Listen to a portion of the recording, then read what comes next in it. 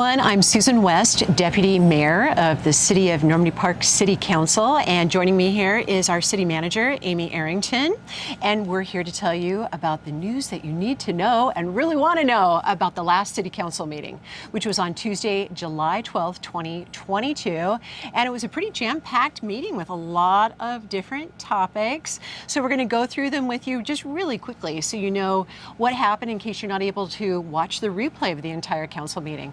So we started off with a really great presentation from a leader from SKIP, and that's one of the partner organizations that is super important that we be a part of in this part of King County. So Amy, you want to tell us about that? I'd be glad to. So SKIP is the South King County Housing and Homeless Partnership. Many of the cities here in South King County are a part of it. And what we heard from SKIP on Tuesday night was their work plan, the direction they're going. SKIP is fairly new, so they've done a lot of really good work, and I think we're at a point where we're going to actually start seeing some potential action in the region to help housing. Great.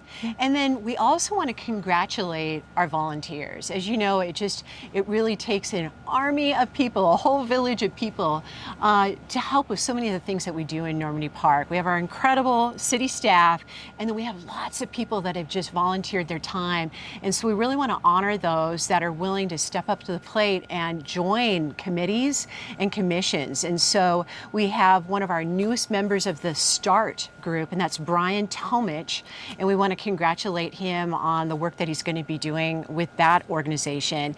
And then we also have our newest arts commissioner, and that's Josefin, Kannin. So congratulations to both of those individuals, and we're excited to see what they're going to do. The first one was START, that has to do with the port and aviation. Yes, it was a committee that was started when the third runway issue came up, and now 6 cities here around the airport get together on a very regular basis with the port to talk about the issues and impacts that the airport has on our home. Mm-hmm. And Bryan, I understand, has an incredible background in aviation, so he'll be a wonderful addition. And then Josefin also has an incredible background in art. So congratulations to both, and I hope that inspires others to be able to free some time and help us with volunteerism. And then also we want to talk about a contract that has to do with managing resurfacing in Normandy Park. Yes, as you know, as citizens that are engaged, we're about to do our annual resurfacing project, and we always go in before that happens and do any ADA improvements and stormwater work that is needed. So we just approved a contract for some professionals to help come in and manage that process. So you'll see some of that activity soon, and still got some things to work out on the resurfacing, but it's coming. Great. And then another real hot topic we talked about was Ordinance 1041 that has to do with housing. And I want to give a huge thank you to city staff and our city manager, community development director, and the planning commission. Yes. Who started on this months ago, and we had our second reading at the most recent council meeting and moved forward with the plans. And if you could tell us a little bit about that. Yeah, no, it was a lot of hard work because it was a bit sensitive topic. As you probably know, in 2021, the state mandated that all communities, all cities in the state of Washington accommodate a variety of housing types in all districts, zoning districts. And it was specifically focused on homeless and then also transitional. So we wanted to comply with the mandate, but at the same time create some regulations that would help protect our wonderful neighborhoods. So the Planning Commission came up with a great plan, and the council approved an ordinance that will implement those changes. And we will mention it is a 6-month, it's an interim ordinance. So in 6 months it will expire and we'll have to create a new ordinance. And that just gives us time to kind of test it out, see how it works, and also get some new information from the state. Great. And then here's a really fun thing that we talked about that we're very excited about. Obviously Normandy Park loves its park, so it looks like we're going to be potentially getting a new one. And it's one that will help keep our salmon healthy and help protect our waterways.